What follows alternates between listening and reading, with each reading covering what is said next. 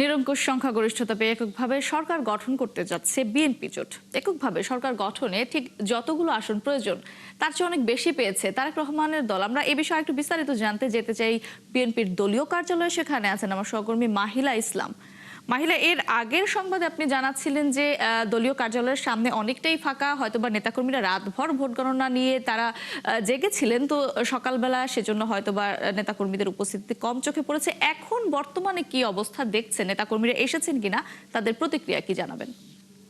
বৌটুসী, আপনাকে ধন্যবাদ। যেমনটি বলছিলেন, দীর্ঘ অনেক বহু বছর পর এই ত্রয়োদশ জাতীয় সংসদ নির্বাচন হয়েছে, যেখানে আর কি সর্ব ধরনের রাজনৈতিক দলের অংশগ্রহণ ছিল।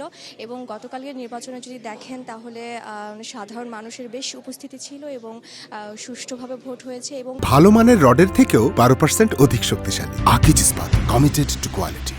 এই প্রথম কোনো নির্বাচন অনুষ্ঠিত হলো যেই নির্বাচনে আসলে কোনো রকমের কোনো অভিযোগ রাজনৈতিক দলগুলোর এবং মারামারি বা কোনো বিচ্ছিন্ন ঘটনা ছাড়াই অনুষ্ঠিত হয়েছে।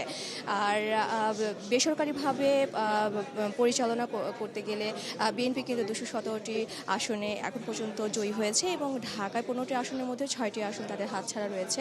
আজকে এই বেলা 11টি এই বিএনপির রাজনৈতিক কার্যালয়ে একটি সংবাদ সম্মেলন হবে, হয়তোবা সেই নির্বাচন বিষয় বা অন্যান্য আরও বেশি সমসাময়িক বিষয় নিয়ে কথা বলবো। আমরা এই বিষয়ে একটু বিএনপির যে মিডিয়া কমিটি রয়েছে সেই কমিটির একজন সদস্যের সাথে কথা বলবো। যে ভাই, একটু যদি বলতেন যে আজকের এই সংবাদ সম্মেলনটা আসলে কিসের?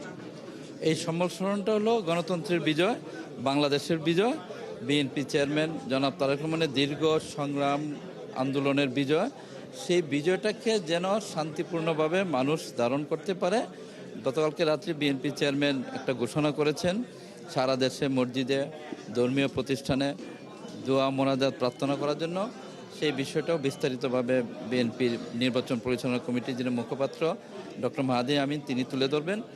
আর সবচেয়ে বড় কথাটা হলো যে দীর্ঘ সংগ্রাম যে কারণে ছিল সেই কারণটাই গতকালকে বহিঃপ্রকাশ ঘটেছে। গণতন্ত্রের বিজয় হয়েছে, বাংলাদেশের বিজয় হয়েছে, যে বিজয়ের মধ্য দিয়ে বিএনপি চেয়ারম্যান একটি দফার ভিত্তিতে আগামী কল্যাণ রাষ্ট্র গড়ে তুলবেন প্রতিশ্রুতিবদ্ধ।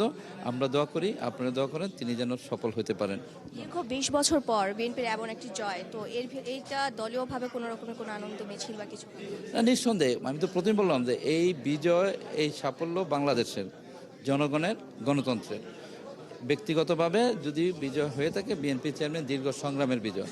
ধন্যবাদ। ছিলেন মোটসি, আসলে দীর্ঘ 20 বছর পর বিএনপি এরকম একটি নির্বাচনে অংশগ্রহণ করলো এবং সেই নির্বাচনে বিএনপি বহুল ভোটে জয় হয়েছে এবং সেটি নিয়েই বিএনপির এই আজকের সংবাদ সম্মেলন হবে এবং বিএনপির দলগতভাবে হয়তো এই বিষয়টি নিয়ে আরও বিস্তারিত জানাবেন। তো মোটসি, এই হচ্ছে এখনকার মতো এখানকার সবশেষ পরিস্থিতি। ধন্যবাদ মাহিলা, আপনি থাকবেন নিশ্চয়ই। পরবর্তীতে আবারও আপডেট জানতে আপনার সঙ্গে যুক্ত হব আমরা। দর্শক, আমরা যুক্ত ছিলাম বিএনপির গুলশান কার্যালয়ে।